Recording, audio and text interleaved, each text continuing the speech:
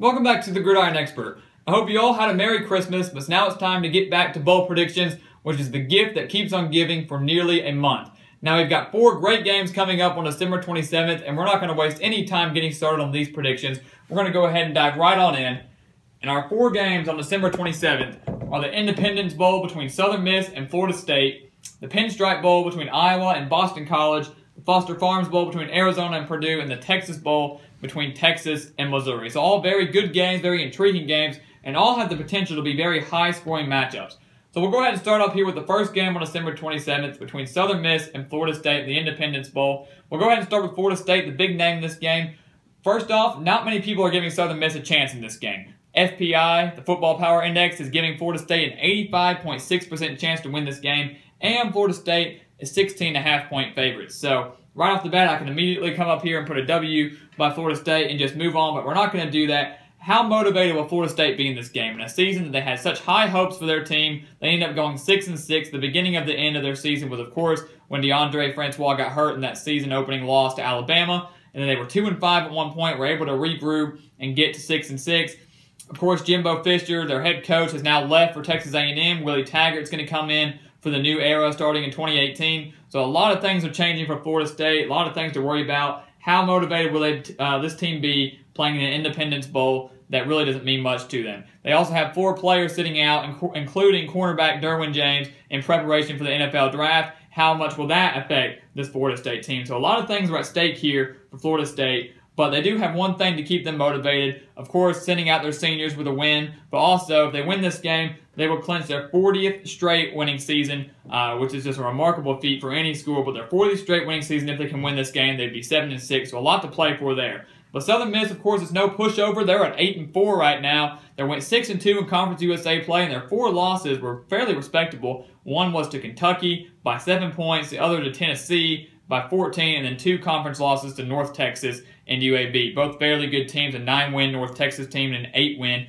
UAB team. So not a bad year for Southern Miss at all. They also have some pretty good offensive players on their team. Running back Ito Smith, who's been very explosive, and then quarterback Quadra Griggs, who kind of rushed onto the scene, has done a fairly good job for them. So it's going to be very interesting to see if they can put these pieces together and pull off one of the biggest upsets of the bowl season. They definitely have it, but can they go up against some fairly better athletes and a very down, beat-up Florida State team and get the win on the road at the Independence Bowl? I don't think it's going to happen. I like Florida State in this one. Even though the motivation might not be there, I think they want to send out those seniors and their interim head coach with a win to close the season, especially a lost season at that. So now we got the Pinstripe Bowl between Iowa and Boston College, and in recent years, this bowl has been dominated by the ground game. You've got 2 very solid running backs in this game. Of course, Boston College's A.J. Dillon and Iowa's Akram Wadley. So you've got 2 very dynamic running backs going into this game. We'll start with A.J. Dillon at Boston College. Keep in mind, he is only a freshman, and he rushed onto the scene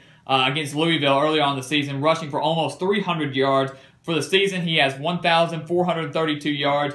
He's going to be there next year, perhaps his junior year. Could be a dark horse Heisman candidate if he keeps posting the numbers that he's been doing. What a great story for him, kind of rushing onto the scene midway through the year. No one really knew who he was.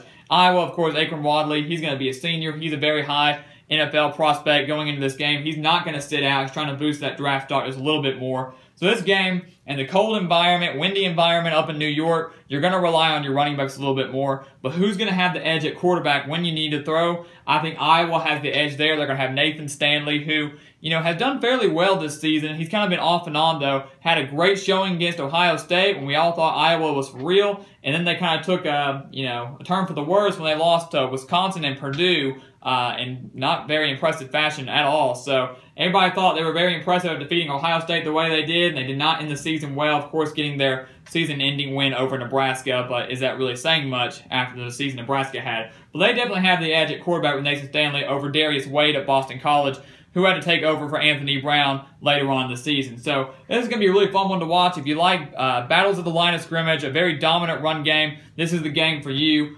But it's going to really come down to which defense is going to be able to stop him, which team is going to have to rely on their quarterback a little bit more. I think Iowa's got the better defense. I think Iowa has the better quarterback. Boston College may have a little bit of the better running back, but Iowa, I think, has more pieces to put together and get the win here in the Pinstripe Bowl and clinch an 8-win season. And then you got the Foster Farms Bowl out west. You got Arizona and Purdue, and this is going to be a very interesting matchup for sure. We'll start over here with Purdue real quick. You've got Jeff Brom, who came in and took over a Purdue team that has not been to a bowl game since 2012.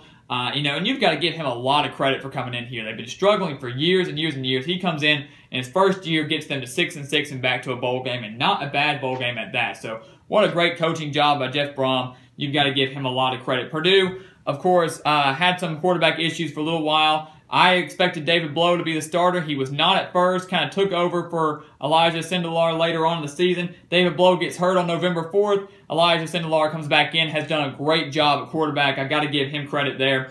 Their defense is actually much better than Arizona's by far, only allowing around 18 and 19 points per game. So that's something to watch out for here because, as we all know, Arizona has the dynamic quarterback in Khalil Tate, who once again rushed onto the scene, was an unknown, came on. He did a great job. They won 5 of 6 games when he was playing there.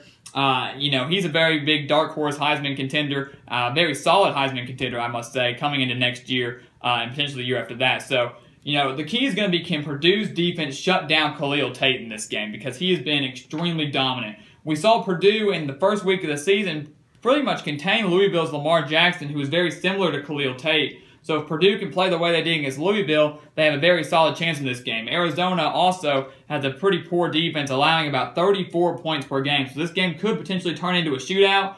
But if Purdue can shut down Khalil Tate, I like the Boilermakers in this one. If they can't, things could get ugly. I'm going to pick Arizona in this game to get the win. I think Khalil Tate and the Wildcats are going to be too much for this game, but still a heck of a season for Jeff Brom and the Boilermakers. And this game could be fairly close and turn into a shootout. So make sure you keep your eye on this one. And then to close out the night, we've got the Texas Bowl between Texas and Missouri. I've been really looking forward to this one. Ever since the bowls were announced, I've been very excited for this game. You've got an old Big 12 matchup between the Longhorns and the Tigers. And both teams have been out of the postseason for a couple years now. Now they're back in. We'll start over here with Texas. They've been having some trouble off the field. They just suspended, Tom Herman just suspended 3 offensive players for this game. You've got 3 players that are declaring for the draft, and they're going to be sitting out this game. Chris Warren, one of their better running backs, he is transferred. So a lot of things that Texas has to deal with going into this game. They just barely made a bowl game at 6-6. Could have been 7-5, but they lost that last game to Texas Tech, which propelled the Red Raiders into bowl eligibility. So a lot of things, the roster is dwindling for the Longhorns right now. They've got to figure out what they're going to do and how they're going to defeat the Tigers in this game. Missouri, of course, on the other hand, you've got to give credit to Barry Odom after the season they had last year. Of course, picked up some momentum towards the end of the season. They were 1-5 at one point in this season, won 6 straight. They're 7-5 now, and you've got to give a lot of credit not only Barry Odom, but Drew Lock, one of the best quarterbacks, I think, in the entire country. He has more touchdowns than Baker Mayfield this season. An interesting stat I just found out about. So he has more touchdowns than Baker Mayfield. He's been very consistent for the Tigers.